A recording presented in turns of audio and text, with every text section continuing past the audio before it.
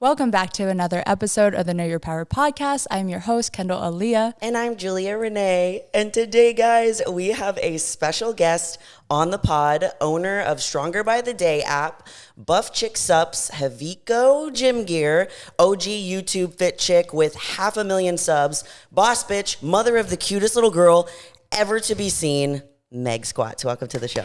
Thank you so much for having me. And it's been nice we've gotten to hang out all weekend. So Yes. I love you guys so much, and I love your podcast. We love you. We love you. Your fans are diehard. Everyone was like, you need to be on their podcast.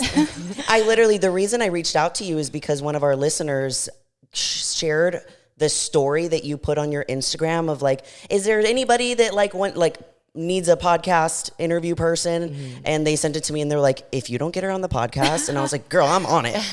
We're on it. I want you to know, because we haven't had a chance to be one-on-one this weekend. It was very busy, which was amazing.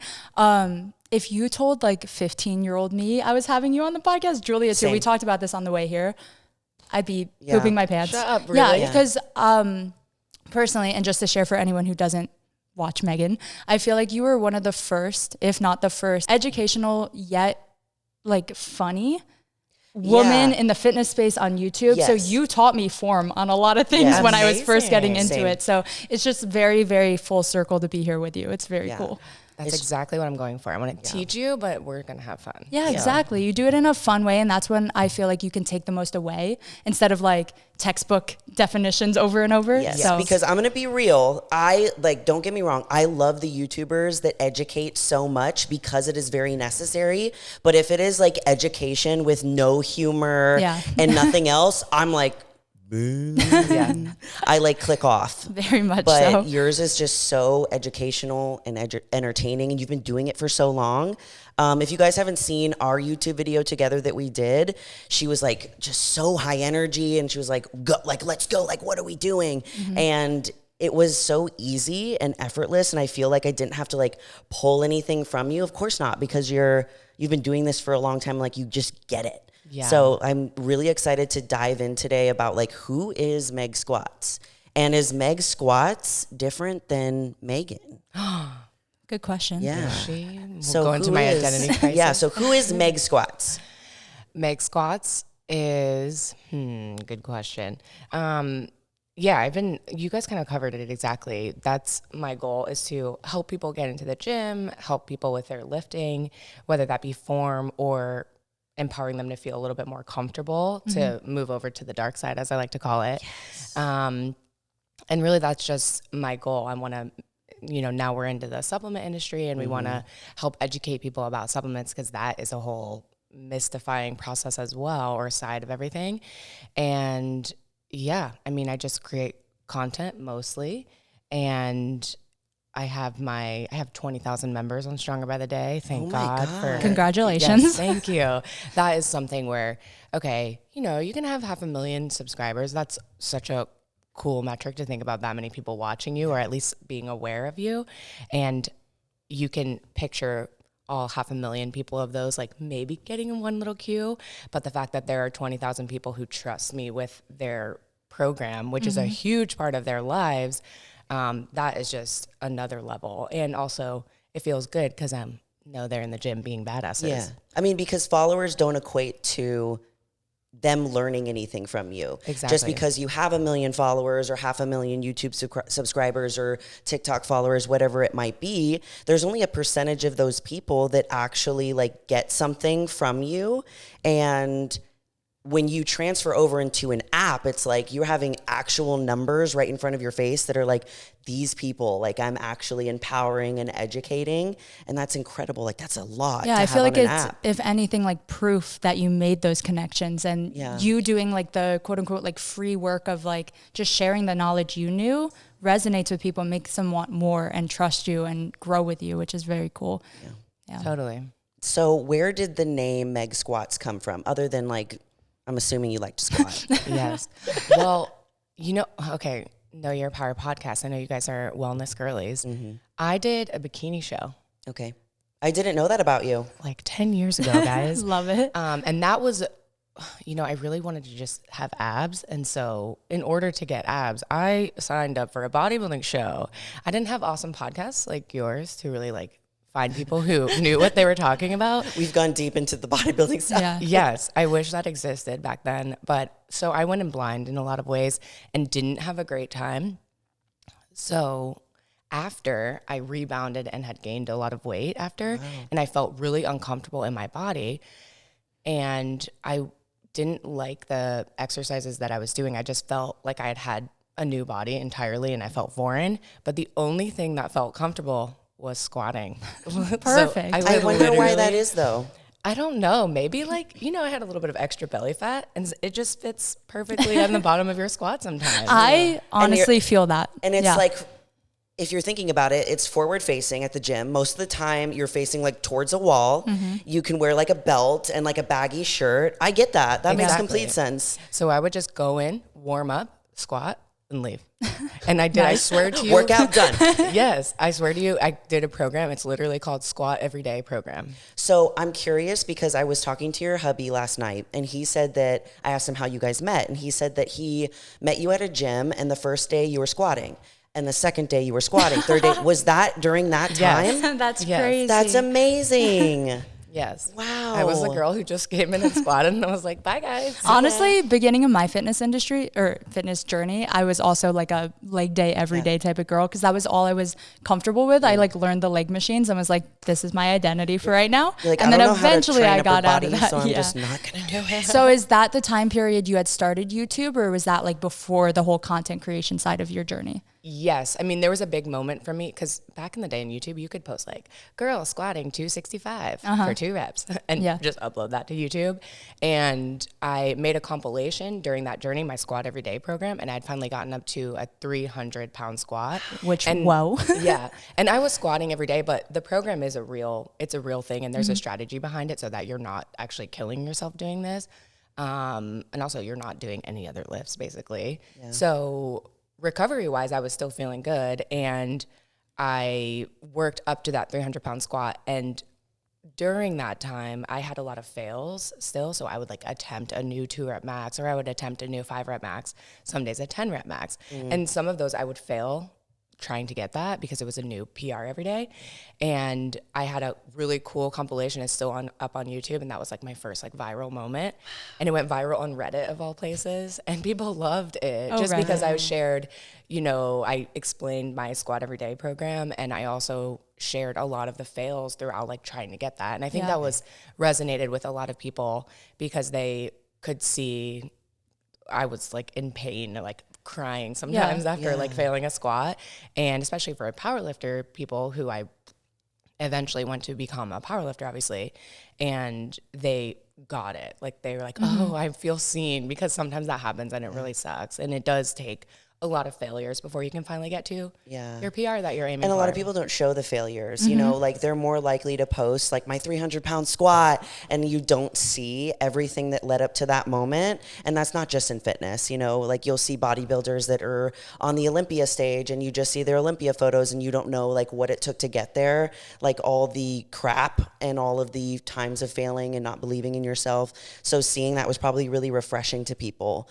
Was that your first like inclination, I can do this YouTube thing? Or was that already when you were kind of like doing it a little bit? I followed Nikki Blackadder. She was like my goals, obviously, because I was same. Bikini. Yeah, I loved her. I still love her. Buff Bunny, Nikki Blackadder, those two are like OG bikini girls. Yes. I always say that I'm in like the wave 1.5 of fitness YouTube, because there was sort of like that kind of first wave of people who were doing more vlogs and sharing their journeys through their fitness journey rather than just educational content. So I was totally inspired by Nikki specifically. And then there was a big moment for me when I like turned the camera around. Like I was in a parking lot. I remember the moment where I was like, okay, let's like talk to the camera, I guess. And that was a huge change. I'd posted a lot of like the road to 300, and I knew after that I was ready to incorporate at least bench and deadlift eventually into my program. So then that led to powerlifting. So it started with the Squat Every Day, and then I could share my powerlifting journey and like getting ready for my first meet. And people were really interested in that because that first wave, there were very few women who were doing powerlifting. A lot of them were doing bodybuilding. And a lot of the men too, there were only a few, like handful of guys who were powerlifting too. So I came on the scene. Did you go into it thinking, I want this to be a job, or this could potentially be a job? Or were you fully just like, I have fun making these videos, let's post them, because why not? Okay, I always thought I was going to be famous when I was a kid. Me too. Same. I was like obsessed with wanting to be famous. Yeah. There are certain people who have that something inside of them. And I thought I was going to be Britney Spears. Honestly, on your way. There's still time. Yeah. There's still time. So I thought I was going to be like traditionally famous. And whenever I like was inspired by other YouTubers, I felt something inside of me, like a calling to start to share what I was doing. Did I ever think it would be what it is today? No, but I wasn't thinking about money. I don't care about the money. I care about the fame. That's what I just want to be. I love that you're being that. honest with that. Yeah. Because like when I started doing everything that I do, it was obviously because I loved it, but I never thought I would take it this far. But I knew what I wanted, and I wanted to be like a YouTuber like Meg Squats was, like KK Fit, like all of those girls, like My Little Wave. I was like, I want that lifestyle. I just didn't know like how it was going to turn out. But that's so cool that you were like, I just want to be famous. I just have like another question staying on social media, and then we have many more questions on all the facets of your life. How has it been, because you've been in this industry longer than a lot of people have stayed relevant, I could say.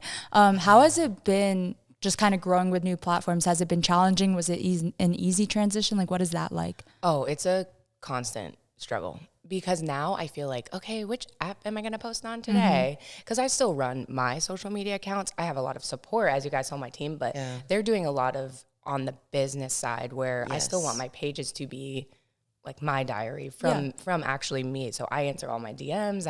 That's me. It's not just sourced out. Yeah, which is important, I feel. Oh, yeah, totally. And then I feel more connected to my community. And I have 20,000 clients, and I want them to also know, like, it's me seeing your PR videos when you tag me in them. Thank God. Like, I'm so proud of you.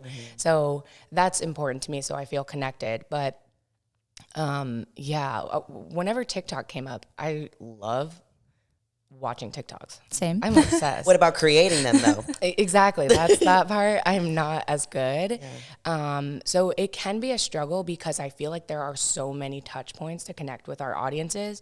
And, I started here and then went to Instagram and then this and that. And now I have like 7 different ways to communicate with people and I want to show up for them. But I kind of let TikTok I'm pausing on that. I also am taking a long YouTube hiatus too, even though that's where I originally started, because it's a like 8 full-time jobs to keep up with every single one. So yeah, I'm trying to hone where my voice is best communicated and not get too caught up in just trying to be everywhere, because everything else suffers when I was making TikToks more often, I felt like, oh, I'm not on Instagram stories. And that's my favorite way to communicate with people. It's just more casual. I agree. I'm sure people on TikTok feel that way about TikTok. Like, it's really casual. I haven't gotten there yet, but I don't think I've gotten there either. Like, even though I try, it's like Instagram's always like the first place that I go to, because I do feel that more like connection and it's just so much easier. But it is hard because there are so many platforms that you feel like you need to be on all of them. And if you're not on all of them, you're missing out on something for your business.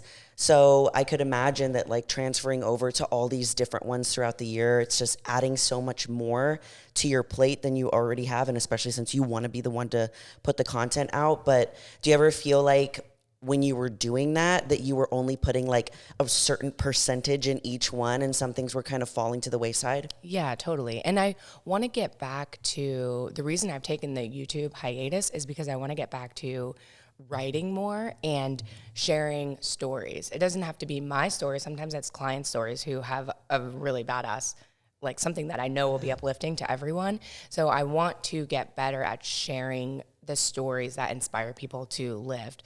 Kind of like we said at the top of the episode, I can take a lifter and put 5 pounds on their squat probably in one session and make it look beautiful. But is that the most inspiring thing that I can do? Is that like the thing that's going to change their life?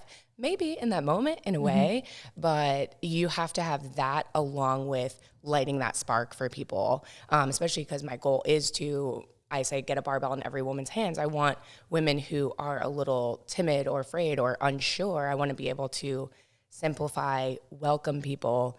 And a lot of that comes with sharing inspirational stories.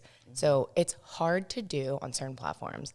And so I've been writing a lot more and really honing in on my like newsletter, honestly, which That's is crazy awesome. that it's like there's all these cool social media platforms. And probably one of the first things I started with was having an email newsletter. And it seems kind of archaic, but I do feel like I can really speak to the people who I know. Those are like your true fans. Yeah, the People that sign up for your newsletter are the people that want to know what's going on with Meg Squats. Yeah. And like with the community. Exactly. And it's a really safe thing to have because we can't trust social media. Like we never know when TikTok, like there was a time where TikTok was going to be banned, and there's giant creators on there that their whole life is on there. Same thing with Instagram and YouTube. You never know. Yes. And how are you going to connect with your clients if you don't have a newsletter? So anyone listening for business, like get a newsletter, like do it. Agree. Me putting it in my own notes. It's safe for sure. So I now that I know a little bit about like why you do what you do, I kind of want to talk about staying relevant in social media. How have you been able to stay relevant through all of these years? Because we literally watched you when we first started, and you're still relevant and growing. and still growing. Like, Yeah. how are you able to do that and not just be like stuck in a Asking certain for my place? own tips. I'm curious. Let me just take my notebook out real quick. Well, I've definitely had periods where I feel like I'm in a rut, and I'm glad your perspective is that I'm thriving. 30, totally, flirty, and thriving. yes, totally what I'm going for is to be thriving, as all of us are. Really, it's just about being honest. And I think the storytelling aspect of it, to go back to that, is what has kept me going. And long form content lends itself really nicely to that, and written content lends itself really nicely to that. So, you know, I started on this journey with being a powerlifter, and here, follow my journey. I had a total identity crisis whenever I was not defined as a powerlifter anymore because I did not want to compete. And that was a struggle to find out, okay, what am I going to do next? And the answer was to help people. Like, who is Meg Squats without powerlifting? Like, I do that with bodybuilding. I relate that so much now that I've like stepped down from bodybuilding a bit. Who I'm am like, I without I'm this like, thing? what? Because I have to first off find what am I working towards to then find out like what do I want to share what I'm working towards, if that makes sense. So what was that next thing when you moved into a new phase of your life where you weren't a power lifter anymore? What was that very next thing? Because you have so many like different kind of businesses. What was that next thing? Right. And that's the struggle, because none of our clients can keep bodybuilding or powerlifting forever. Yeah, you can't. A few of them can, but it is something that everyone who looks up to us will come to that crossroads and have to make a decision. Yeah. Do I keep pursuing being an athlete in this very serious way, or can I step off the gas a little bit? And that's something I struggled with. And I think I even have like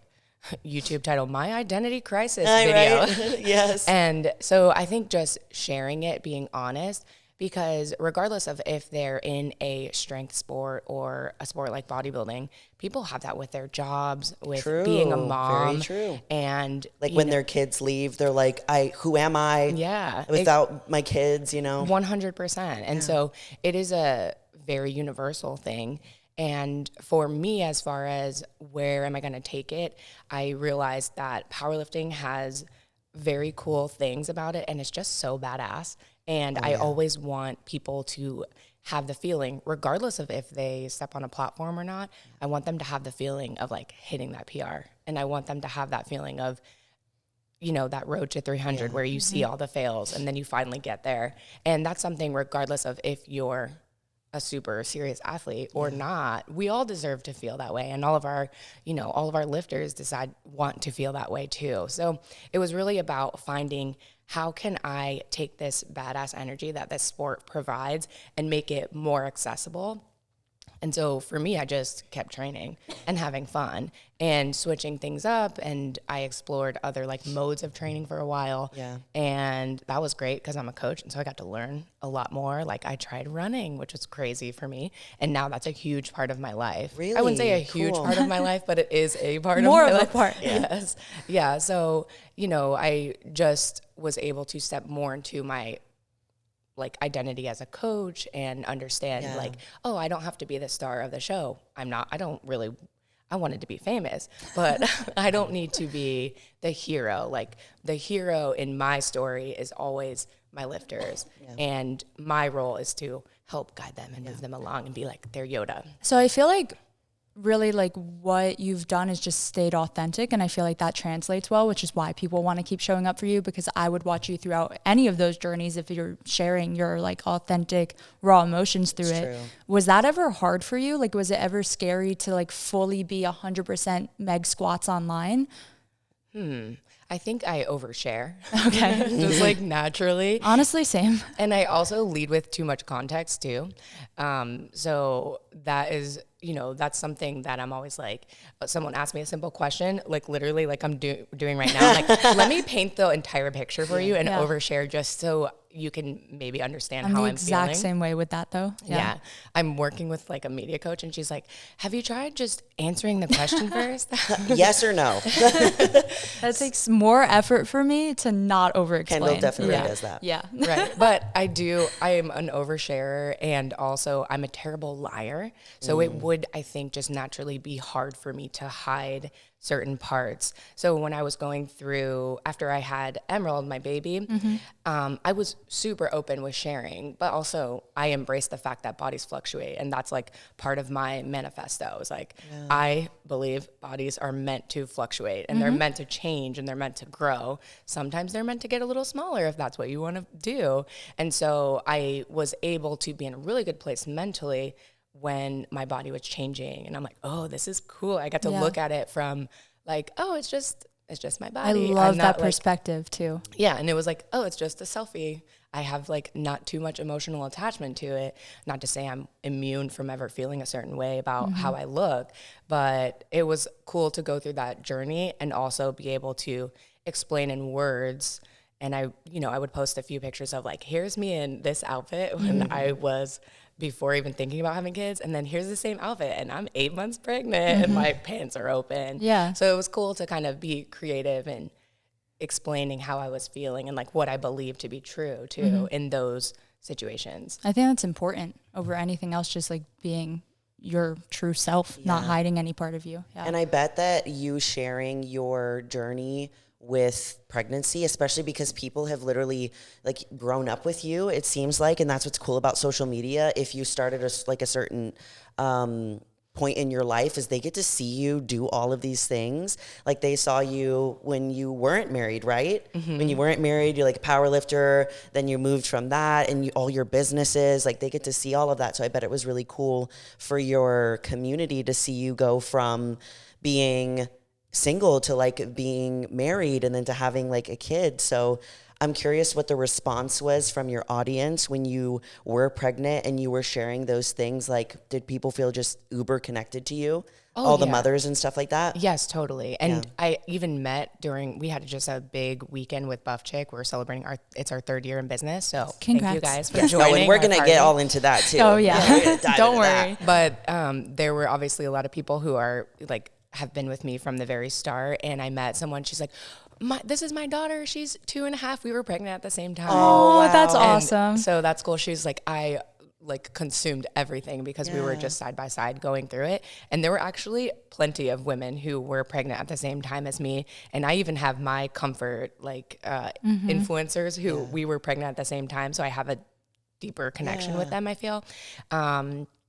I forget what your original question was. No, I was saying like you kind of answered it. Just like how people responded to you sharing that next phase of your journey. Because I always think about that. I'm like, I can't be a bodybuilder forever. Eventually I want to have kids. Like, oh my God, am I going to share that? I do share everything already. Like I'm going to have to share that. Was it ever like uncomfortable? Like sharing like your daughter and like your experience with that? Yeah. So I actually recently stopped sharing her face. Okay. And so that is something that I'm keeping more private, but it's my family. And I never like had my dad on my YouTube channel. So to me, it just seems like I don't need to, I can still express myself and be myself without having every aspect of my private life online. Sure. So there are certain things that I do keep for myself, but yeah, I mean, I had also, prior to getting pregnant, gone through body fluctuation. So that's why it's important to me to like always recognize that. And whenever have a friend who's struggling with some weight gain or even weight loss that's unexpected or unwanted,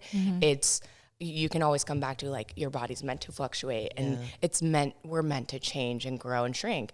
And so it's part of, you know, my story and experience. And because I'd already had like, you know, I'd like gained like 50 pounds after my bikini show.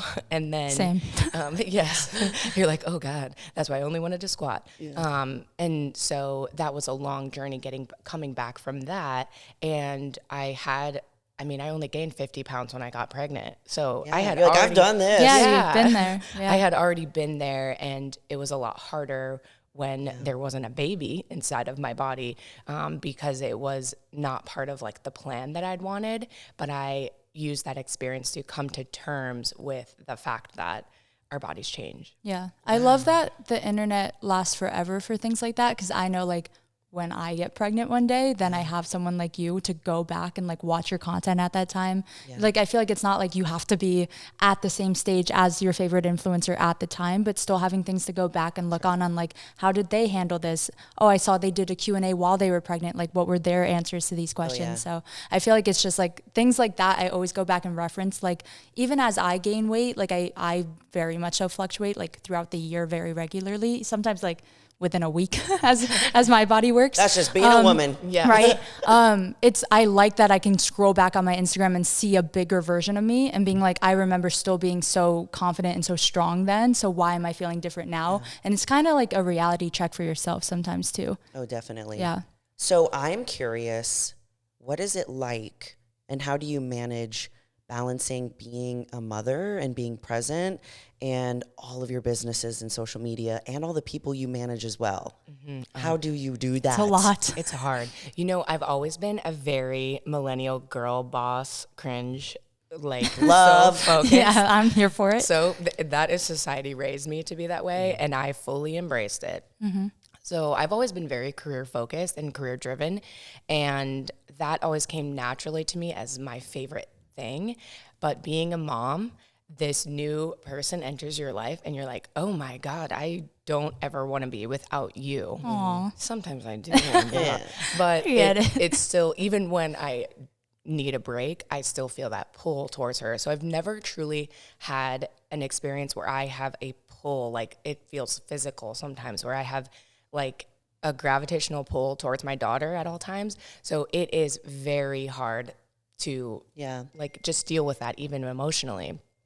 Is it ever like I'm assuming that I'm not a mother, I don't know how it feels quite yet, but there's a pull, like an energetic, like love and connection to where like she's not here, but you feel her. But is there also a pull that's based more off of like guilt because you're not with her, because you're running your businesses or something? A little bit of both. Yeah. Like I know my experience is I know that I am the best person to be taking care of her, myself and her father, obviously. Mm-hmm. And that's not to say that other people can't do a great job, but she's my baby. And I'm her those mom. Mother instincts and for sure. No one will care for her more than me and him. So whenever, you know, someone has to watch her while we're working, it is both of those things. I think that aspect of it brings in the guilt where I'm like, oh, she's missing out on time with me. But it's healthy for all of us to have some time apart. It's not, I mean, for our family, I know people are allowed to choose whatever they want to do and whatever works best for them. But for our family, I know I also have that pull towards my career. And it's not just my career, it's my lifters and how I want the world to change. That pull is very heavy, but the child is heavier, which I could never have imagined before becoming a mom, because my girl boss energy had always been like, I'll just drop my kids off at daycare. It'll be no problem. So it'll be fine. Yeah. That's how I feel right now, because I am so like career and business focused. I just tell my partner all the time, it's like, I was like, I'm too selfish right now to have a kid.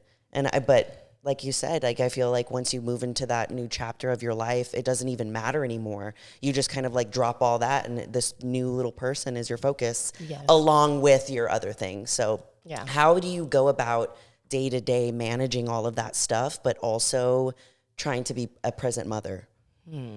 Well, I have a lot of help.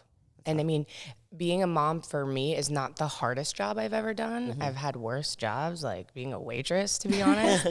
But it is the most time-consuming job I've ever had. So it is just like nonstop. Nonstop, mommy. So, I mean, that part of it makes it so that what was your original question? You're good. You're good. No, how do you like manage all of your businesses and like, you know, still work and like go to the gym, but then also being present for your daughter? Yeah. Well, I do things like I turn my phone off when I come home, and I'm able to shut off entirely, or at least I try my best to, so that I can be present with her during the time that we have. We have a lot of help. Like, she is able to go to like a preschool, and it's super cute, and she has her little friends there, which is great because I know she's being well taken care of. So we really do try to cram in as much work and like, while that's happening. be as productive as we can. I always say that being a mom made me like the woman that I always aspired to be, like a person who's on time and who gets up early. Like, being a mom forced me to be that person, whereas I never woke up early. Like, I always kind of flew by the seat of my pants, and I wanted to be a more structured person, and having her in my life forced me to be like the person, I think the woman I was meant to be in a lot of ways. So it does force you to be like super on your shit. And so if anything, it probably helps you with like organization throughout your business. Because you're like, it's not only about me now. Like, you know, I got to watch over this human. Yes. And I can't do things like, I can't just stay working like through the night or like anymore. Wake up whenever you want because there's someone that needs you. 100%. And so I do need to be like really intentional with my time, and that's something that becoming a parent, I think, really forces you to do. Yeah. Awesome. Makes sense. That's I want to talk about buff chicks. Same. I have been dying to. So, little context, the reason Julia and I are here in Megan's town, I guess, is because you just celebrated your 3-year in business with Buff Chicks supplements.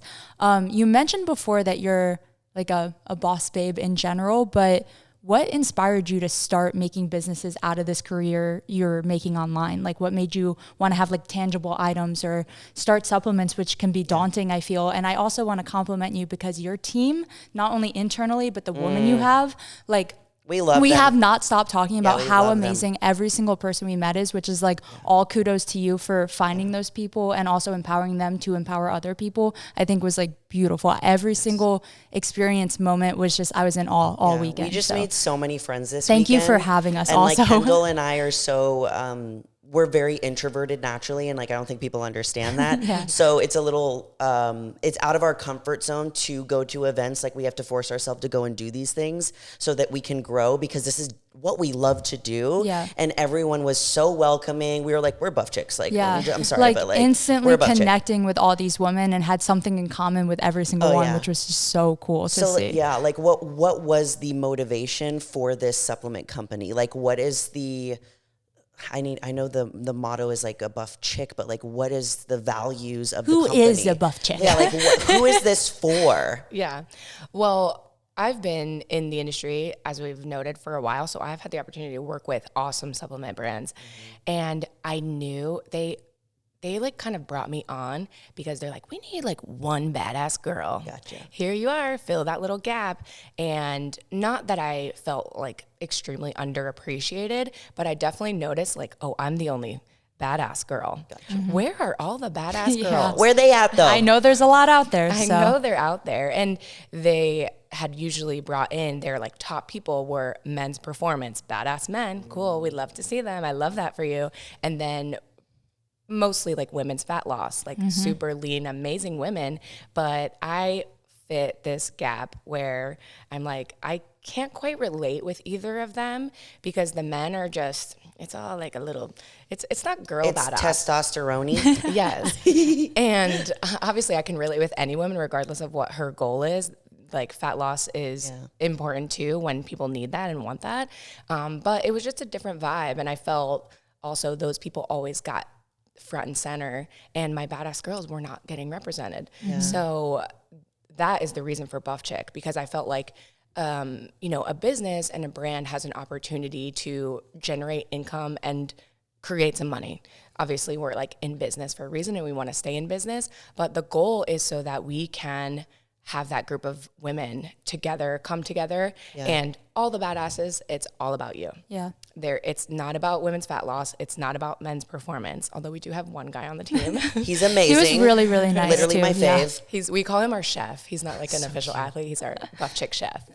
I also want to note, like, I love that you have athletes of all walks of life. You don't just have powerlifters or just bodybuilders, just like a certain look. Everyone was different sizes, different backgrounds, different ways they work out. It's just very cool to see like a diverse group of women also. Yeah. And one thing that Kendall and I talked about over this past weekend is that one thing that we've noticed about certain even clothing brands, supplement brands, anything like in the fitness space, is that they tend to market a certain type of body, which they're gorgeous, don't get me wrong, like the model physiques, or they only highlight certain athletes, and certain body types are left out and certain types of women are left out, and it can be upsetting, and you do not do that.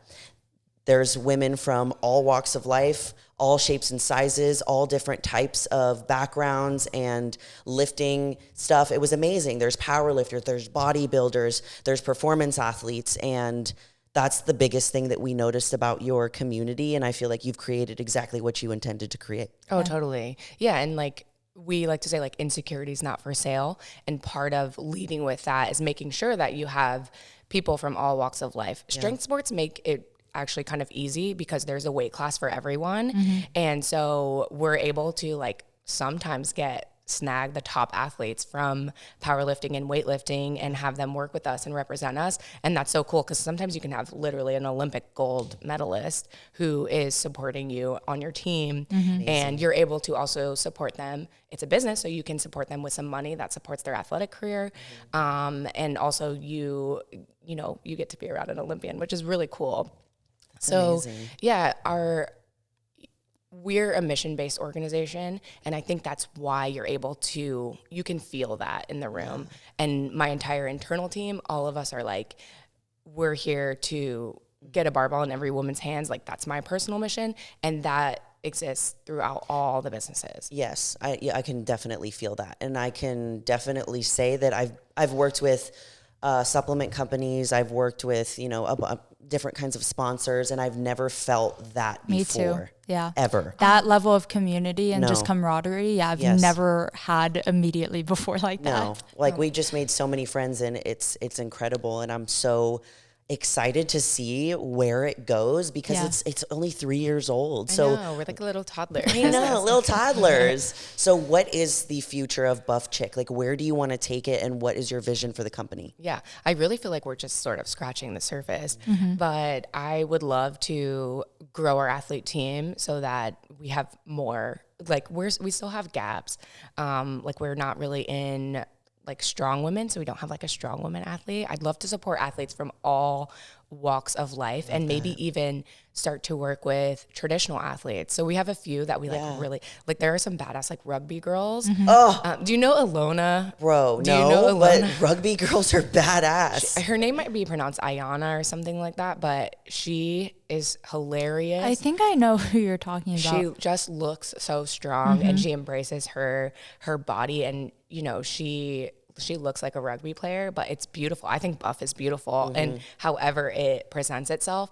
And so we'd love to get in front of more traditional athletes to help not just women's strength sports, because that's kind of our repertoire, but we'd love to like be in other sports and also like soccer players, like football players, like track runners, like what's the other people that run and do like Ironman and stuff like that? The running and the swimming and that's amazing. Yes, totally. So we'd love to obviously like continue to grow our team, and we get to our media team. I'm in the media team. I'm a working owner, so I have a role in the company, and we are like really excited about sharing people's stories, and we're kind of just like finding our stride working together. We just added Renee to our team. We love her. We actually had Renee. We did a wellness specific event, and we Renee like came. trained legs really? and did posing, Yeah. and that she came and we met her, and Yeah. then to see she was on your team, I was like, Yeah. I already know I love this girl, yeah. so that's great. Yes, she is awesome. And so her role is, I mean, she basically has like a production, I don't even want to call her production assistant because she is like the junior on the team. She's our Gen Z baddie. Yeah. We all need a Gen Z She correspondent. says purr a lot, and I love that. Yes. She teaches us so much, but it's great to have her on the team because she's really like driving the level of production in a way so that Grid can do what he does best behind the camera, and we have someone organizing things, and then I can be the model, or hopefully I can not be the model whenever we start working with more athletes and when we are able to get in front of them. But we do have an opportunity with like what I do on the creative side and what our team does so well, and I think those are the stories that we can share that can really start to ignite the spark that like changes someone's life. And it's just honestly business smart too, to touch every single industry, because although it's really cool to have like a business that's very like bodybuilding focused or just powerlifting focused because they have, they found their little niche, but you're touching all of these industries, and then you can change more lives. It doesn't have to be just one sort of focus. Totally. Which I think is great. And traditional athletes, usually we see them on the field and like doing their thing. They're lifting weights. They got to train to be there. Exactly. So it's cool that strength is really universal, and all of us deserve to be strong. And people who have never touched a weight in their life, maybe they have a certain interest or they have a certain body type that they can relate with a little bit more, and helping educate them and also inspire them to come on over to the dark side is really where I feel like my responsibility lies, to be able to get the general population doing things so that they feel their best and that they're like, going into old age and avoiding osteoporosis is a huge concern of mine. So yeah, however we can best do that. And with Buff Chick, I feel like there's probably the biggest opportunity business-wise for it to grow beyond me and just my reach. Yeah. And I'm already seeing it. Yeah, I was going to say you're already there. Totally. It's just going to get even bigger. I went to a random gym down the street that I'd never been to before, just like get a quick workout in. And I like made eye contact with a girl, and I never assume that people know who I am, because I did that once and it was so embarrassing. I was like, hi. Oh no, you want a picture? I'm a stranger. Got literally, it. Literally, you're like, I'm just so famous. So I never do that. So I never like assume anything. But she was like, "Are you?" And I was like, yeah. She's like, are you the owner of Buff Chick Supplements? And I'm like, oh yes, that's I cool love to be that. recognized for Isn't that Yes. cool that that's what she said? Yes. Instead of like, are you Meg Squats? Like Yes. you're I love being known huge. like for the podcast of like, It are is you on the Know cool. Your Power podcast? I'm like, I'd rather you not know my name and listen to the podcast. You don't need to know than my name me. at all. Yeah. But You're known for your work, Yeah. which is, Yeah. in a way, it's more important than just like you or Yeah. your social media Yeah. page. Well, because that's identity versus life's work or purpose. Exactly. That's Yeah. awesome. So I had that experience, and I'm like, oh, yay, it's That's cool. happening. So yeah, I can only imagine where in 3 years' time, I hope we are synonymous or at the level of certain brands where you just think, oh, that's a huge brand, or like, Alani's working with Kim Kardashian. Yeah.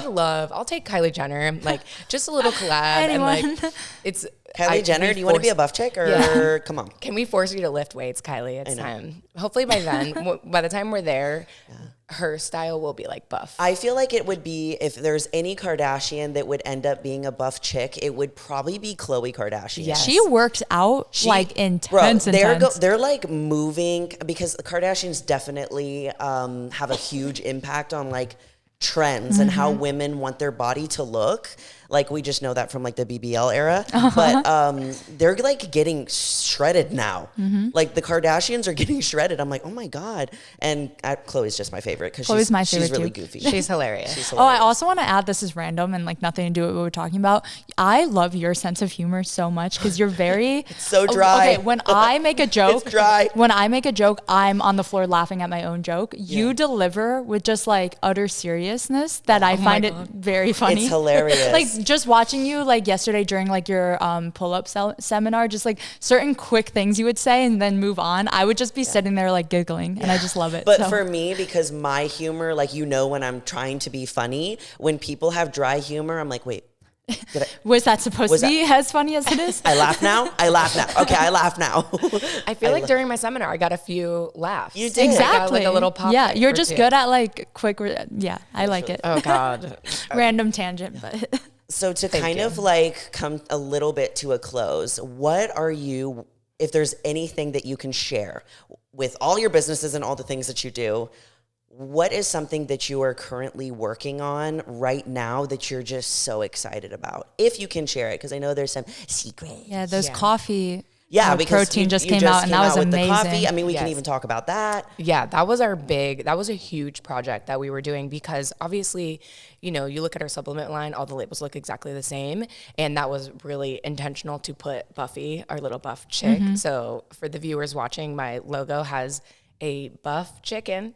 Also, we need a little chick. You need to get a mascot, like somebody Honestly, I will do it. If you want me to do it, I will do it. We hire Kendall for events. Like, okay, I'll be your cheerleader. Like, I used to do cheer. I can do it. There you go. Yeah. Okay. Can you do a backflip in it? That would really set it up. I don't know. It's been maybe 10 like a years. Cartwheel. Maybe a cartwheel. Yeah, I can do that. Okay. Hired. So that was our intention. So Buff Coffee, we knew that, okay, this is a product that it's protein coffee. It's a little more lifestyle though. It's not necessarily something that you would literally bring into the gym. It's like not performance based. Exactly. Yeah. And I mean, I guess we consider our protein powders performance based still in a way. But I totally saw an opportunity with this being something for my girlies who love a Starbucks run. And it's very Gen Z of you. Yeah. Yes. So I kind of explained in like before our tasting, for me, certain times of the year just get so crazy and I don't get enough sleep and I am dependent on caffeine just in my own life and I'm still missing my protein somehow. So I really wanted to create something that still like tasted amazing and help people reach their goals. Because at the end of the day, I just want people to build a little muscle and like be encouraged to build muscle and find ways that make that effortless. Yeah. So that's my job is how can I help you reach your goals in a way that's not going to be a pain in the ass for you? Yeah.